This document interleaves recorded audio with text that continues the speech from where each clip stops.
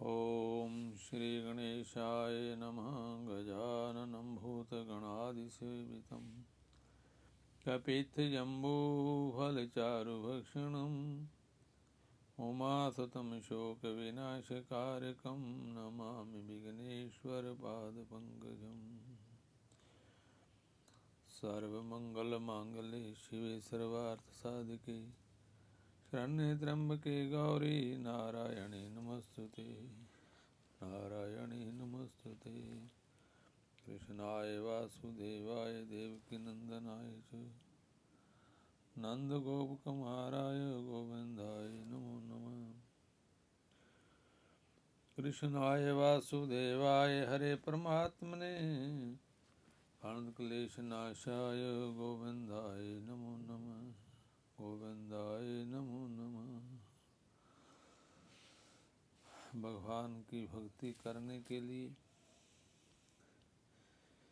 भगवान का नाम जप करने के लिए, भगवान में प्रेमा भक्ति उत्पन्न करने के लिए अपने जीवन में कुछ दिनचर्या का सुधार करना पड़ता है। जैसे ही अपनी दिनचर्या सुखद हो जाती है, वैसे ही हमारा मन अंतरात्मा में, अंतरंग दृष्टि में, अंतर्मुखी वृत्ति में मिलना शुरू हो जाता है और अपना भगवान का नाम सेवन करते करते समय व्यतीत होना शुरू हो जाता है। मनुष्य हर समय कुछ न कुछ कर्म करता रहता है। इंद्रियां अपने अर्थों में बढ़ती रहती हैं। मनुष्य को अपना एक क्षण भी व्यर्थ नहीं बिताना चाहिए। आलस्य, प्रमाद, भोग, पाप और अति निंद्रा को विष के समान समझकर इनका सर्वदा त्याग कर देना चाहिए। मनुष्य जीवन का अमूल्य समय इन सब में बताने के लिए कदापि नहीं है। करने जो काम में विलंब करना, शास्त्रविद कर्तव्य कर्म की अवहेलना तथा मन वाणी शरीर से व्यर्थ चेष्टा करना, इसको प्रमाद कहते हैं। स्वाद, शौकीनी, ऐश आराम, भोग विलास और विषयों में रमण करना भोग है। झूठ, कपट, चोरी, व्यभिचार, हिंसा आदि पाप हैं। और 6 घंटे से अधिक सोना, शयन करना अति निंद्रा है। कल्याणकामी मनुष्यों को चाहिए कि वह इनसे बचकर अपने सारे समय को साधन में अपना ले और एक क्षण भी व्यर्थ न बिताकर प्राण पर्यंत साधन के लिए ही कटिबद्ध होकर प्रयत्न करें। बुद्धिमान मनुष्य को उचित है कि वह अपने अमूल्य समय को सदा कर्म में लगाए, एक क्षण भी व्यर्थ न खोए और कर्म भी उच्च से उच्च कोटि का करें। जो कर्म शास्त्र विहित और युक्त हो वही कर्तव्य है। गीता में भगवान ने कहा है, युक्त आहार विहारस्य युग चेतसा कर्मसु युग स्वप्न बोधस्य योगो भवति दुःखः।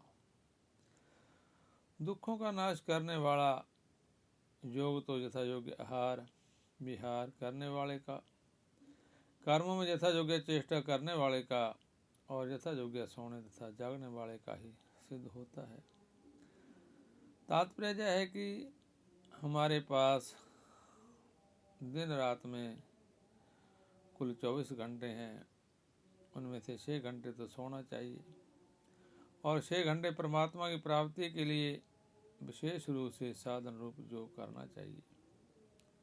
इसके लिए प्रातःकाल 3 घंटे और सायंकाल 3 घंटे का समय निकाल लेना चाहिए।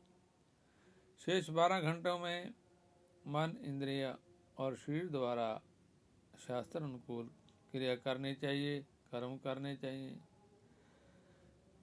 जिनमें से 6 घंटे जीविका निर्वाह के लिए न्याययुक्त धन उपार्जन के काम में और 6 घंटे स्वस्थ रक्षा के लिए शास्त्रविद शौच, स्नान, आहार विहार, व्यायाम आदि में लगाने चाहिए। अथवा यदि 6 घंटे में न्याययुक्त धन उपार्जन करके जीविका का निर्वाह न हो तो 8-10 घंटे धन उपार्जन में लगाकर 2-4 घंटे स्वस्थ आदि के काम में लगाने चाहिए। समय का विवाह करके देश काल, वर्ण, आश्रम, परिस्थिति और अपनी सुविधा के अनुसार अपना कार्यक्रम बना लेना चाहिए। साधारणतः निम्नलिखित कार्यक्रम बनाया जा सकता है।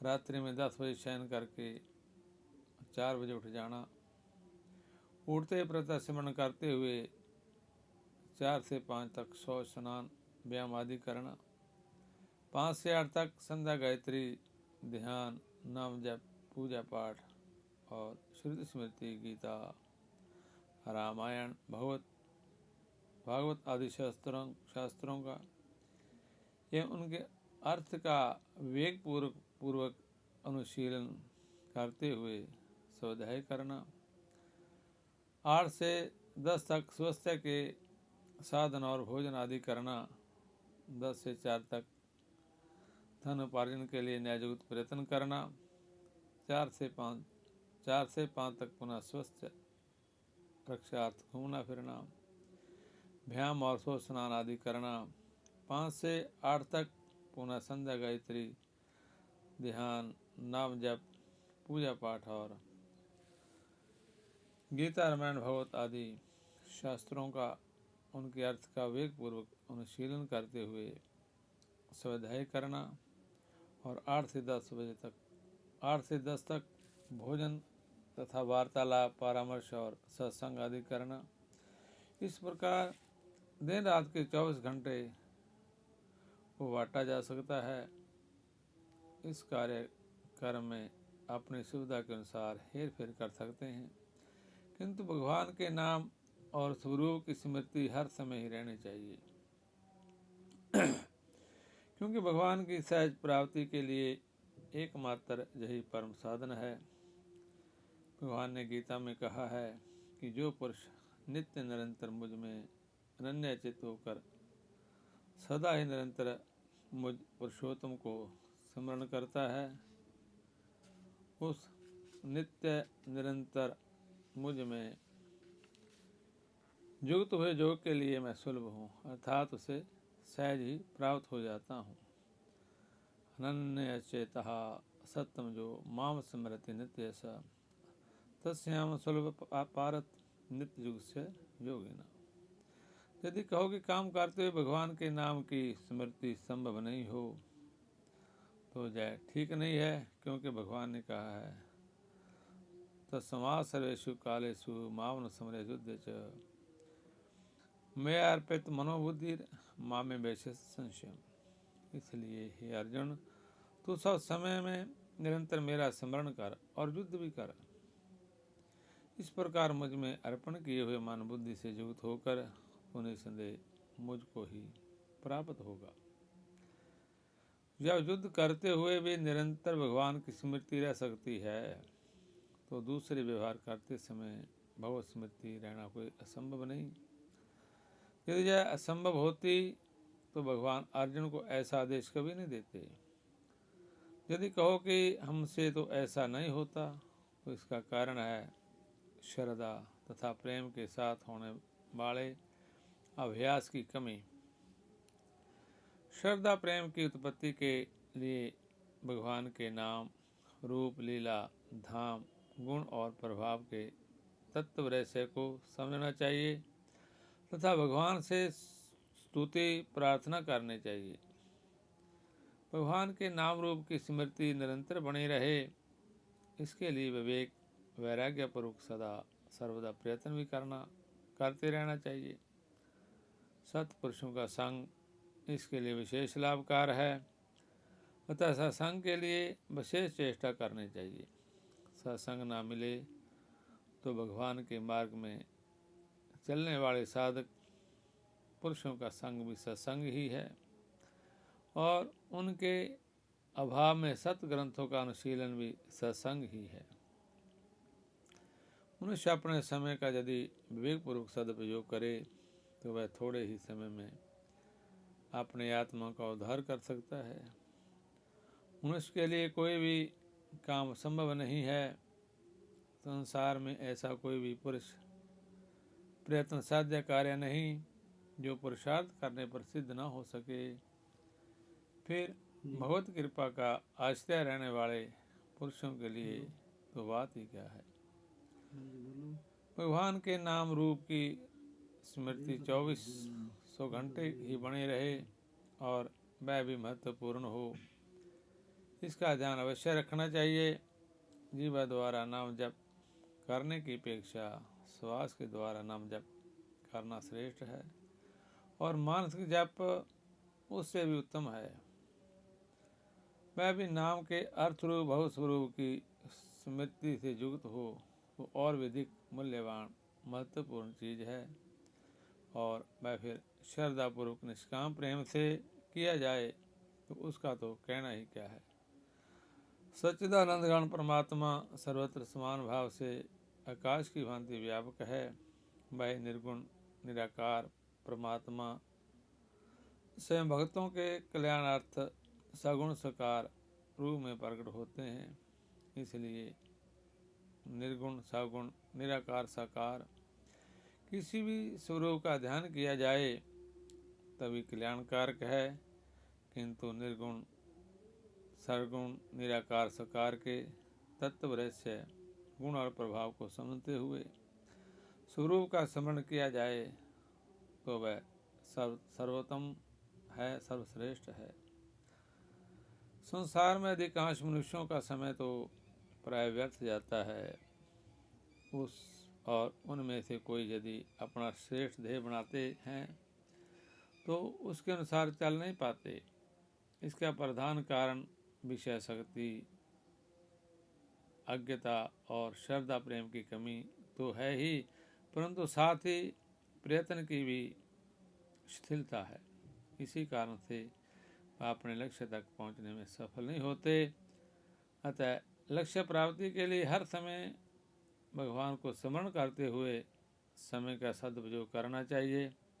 फिर भगवान की कृपा से सहज ही लक्ष्य तक पहुंचा जा सकता है।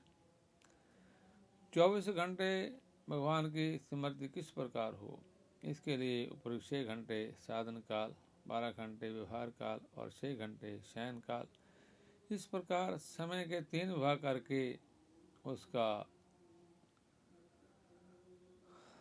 बताने मुताबिक रूप से सदुपयोग करना चाहिए। पहला, मनुष्य को प्रातःकाल और सायंकाल नियमित रूप से जो साधन करते हैं वह साधन इसलिए उच्च कोटि का नहीं होता कि वह उसे मन लगाकर विवेक और भावपूर्वक नहीं करते। ऊपर से क्रिया कुछ ही होती है और मन कहीं अन्यत्र रहता है, ऐसा नहीं होना चाहिए। साधन के समय मन का भी उसी में लगाना परमावश्यक है। यह संध्या करने के समय मंत्रों के ऋषि, छंद, देवता और प्रयोजन का लक्ष्य करते हुए विधि और मंत्र के अर्थ का ध्यान रहना चाहिए। गायत्री मंत्र बहुत ही उच्च कोटि की वस्तु है। उसमें परमात्मा की स्तुति, ध्यान और प्रार्थना है। अतः गायत्री जप के समय उसके अर्थ की ओर ध्यान रखना चाहिए। या ना हो सके तो गायत्री जप के समय भगवान का ध्यान तो अवश्य ही होना चाहिए। इसी प्रकार गीता, रामायण, भगवत आदि का पाठ भी अर्थसहित या विवेकपूर्वक अर्थ का ध्यान रखते हुए करना चाहिए। भगवान की मूर्ति पूजा या मानस पूजा करते समय भगवान के स्वरूप और गुण प्रभाव को स्मरण रखते हुए श्रद्धा प्रेम के साथ विधि पूर्वक पूजा करनी चाहिए। शास्त्र ज्ञान की कमी के कारण विधि में कहीं कमी भी रह जाए तो कोई हर्ज नहीं, किंतु श्रद्धा प्रेम में कमी नहीं होनी चाहिए।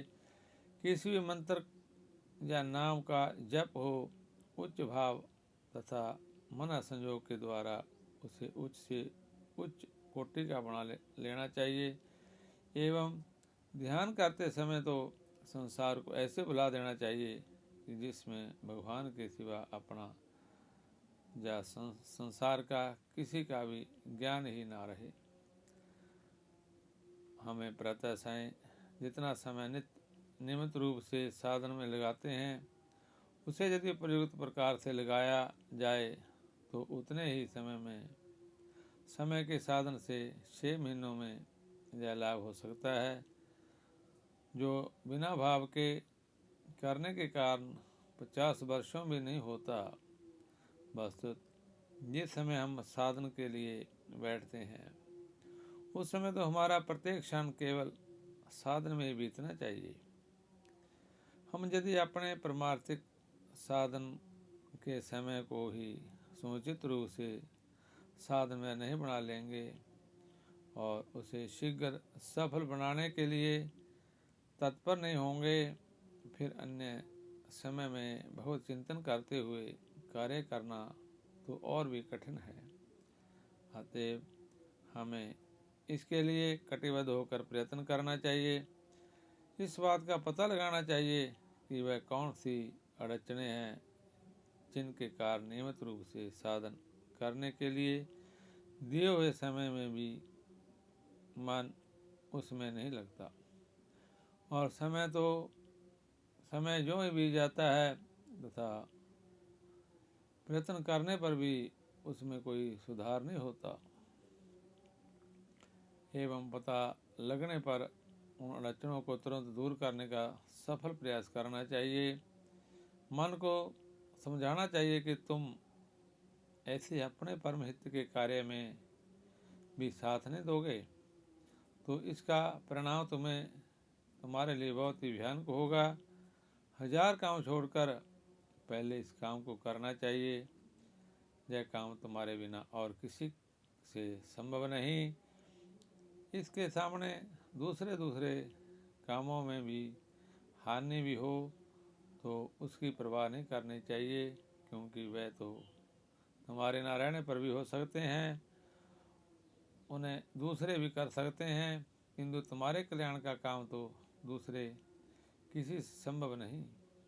इस पर भी यदि दुष्ट मन दूसरे काम की आवश्यकता बतलाए तो उसे फिर समझाना चाहिए कि इससे बढ़कर और कोई आवश्यक जरूरी काम है ही नहीं।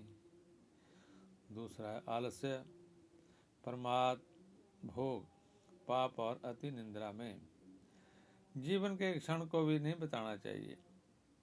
समाज, धर्म, शरीर निर्वाह संबंधी एवं स्वास्थ्य रक्षा आदि के जो व्यवहार हों सभी शास्त्रानुकूल और न्याययुक्त ही होने चाहिए।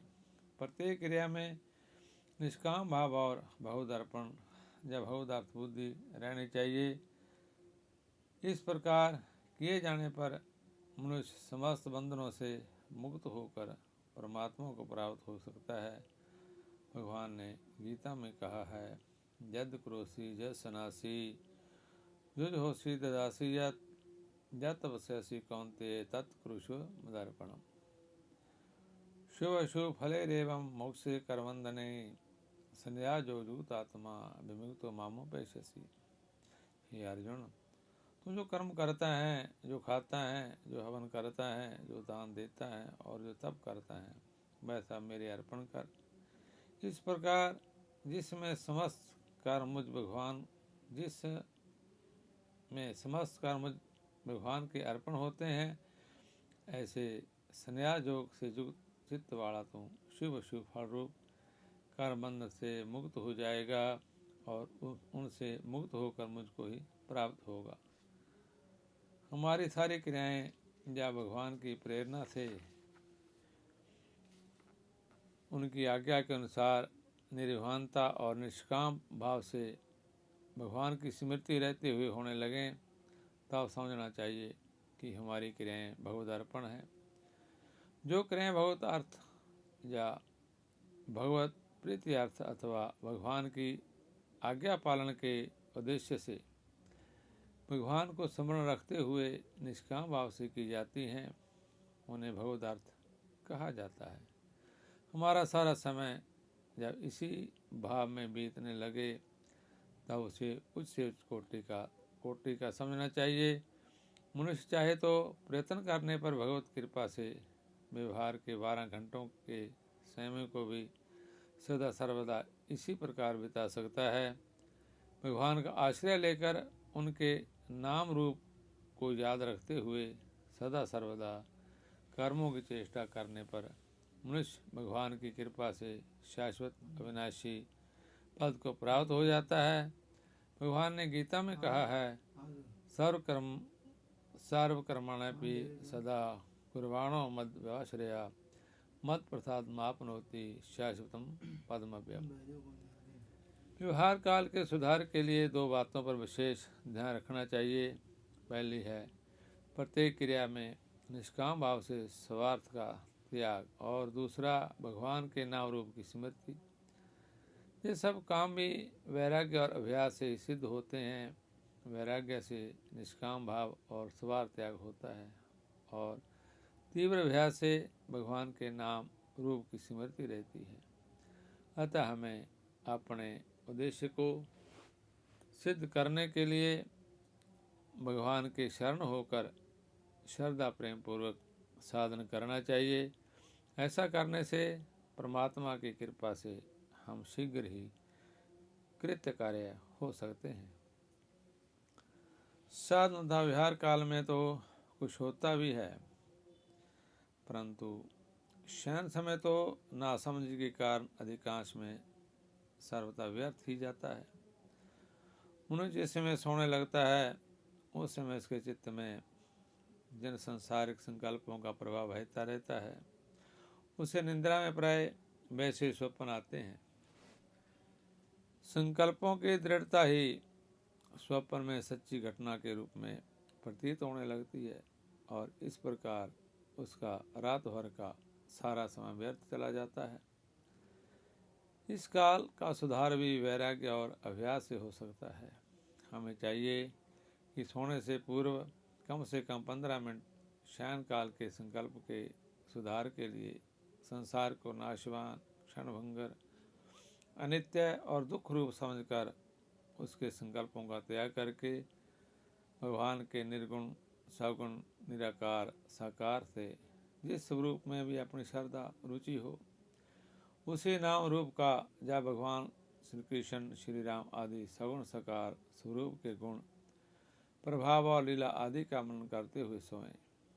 विवेक वैराग्य पूर्वक तत्परता से तीव्र चेष्टा करने पर कुछ दिनों में यह अभ्यास दृढ़ हो सकता है। दृढ़ अभ्यास हो जाने पर स्वप्न में भी भगवत विषय की संकल्प होंगे, और तदनुसार स्वप्न में भी हमारे सामने भगवान के नाम, लीला, रूप, गुण और प्रभाव के दृश्य आते रहेंगे। जो स्वप्न जगत भी साधन में हो जाएगा, अतः वह समय भी साधन का ही एक अंग बन जाएगा। मनुष्य जन्म का प्रत्येक क्षण मूल्यवान है। इस रहस्य को समझने वाला व्यक्ति एक क्षण भी व्यर्थ कैसे हो सकता है। परलोक और परमात्मा पर विश्वास न होने पर और भगवत प्राप्ति का महत्व न जानने के कारण ही मनुष्य अपने उद्धार की आवश्यकता ही नहीं समझता। इसी कारण वह संसार सुख की अभिलाषा में मानव जीवन के अमूल्य समय को व्यर्थ खो देता है। परंतु सच्ची बात तो यह है कि संसार का संपूर्ण सुख मिलकर भी परमात्मा की प्राप्ति के सुख की तुलना में समुद्र में एक बूंद के तुल्य भी नहीं है। जैसे अनंत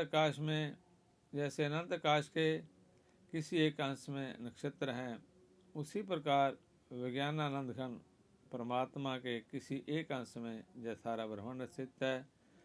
जीव को यदि संसार का संपूर्ण सुख भी मिल जाए तो भी वह उस ब्रह्म सुख के अंश का एक आभास मात्र ही है, और वह सुख आभास भी वस्तुतः सच्चिदानंद गण में परमात्मा के संयोग से ही है।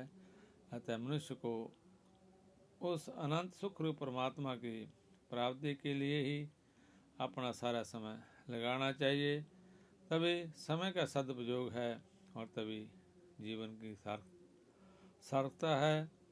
भगवान के नाम का सिमरण करते करते, भगवान के नाम का कीर्तन करते करते कर्म करते रहें और सिमरण करते करते सो जाएं इसी में, और सिमरण करते करते सवेरे उठ जाएं, इसी में जीवन की सार्थकता है। समय का सदुपयोग है। भगवान के नाम के लीलामय गुणों का, भगवान की कथाओं का श्रवण, भगवान की कथाओं का कहना, एक दूसरे को भक्ति में बनाना, ये ही जीवन का सार्थक है। जहाँ कहाँ हो कुछ समय हमको सेवा में व्यतीत करना चाहिए। बड़े बुजुर्गों की, वृद्धों की सेवा करनी चाहिए और गौशाला में जाकर भी वो समय व्यतीत करें।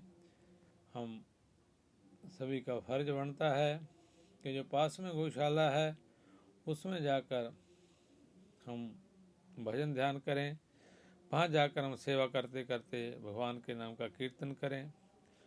जैसे भी हो सके अधिक से अधिक गौशाला में जाकर उनकी सेवा में समय बिताना चाहिए। हरा चारा आदि जैसी व्यवस्था हो, उनका ध्यान करते हुए साफ सफाई करते समय भगवान के नाम का कीर्तन, भगवान के नाम का जप सब ये करने चाहिए।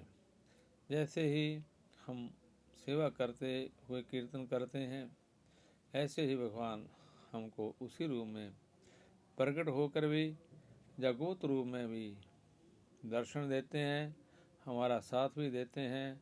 भारी संकटों से बचाव भी हो जाता है और हमको सहनशीलता और निम्रता इतनी आ जाती है कि हमको जैसे क्रोध है, काम है, लोभ है, मोह, अहंकार आदि जितने विषय हैं सब धीरे धीरे गौण हो जाते हैं, अंतरात्मा से हट जाते हैं।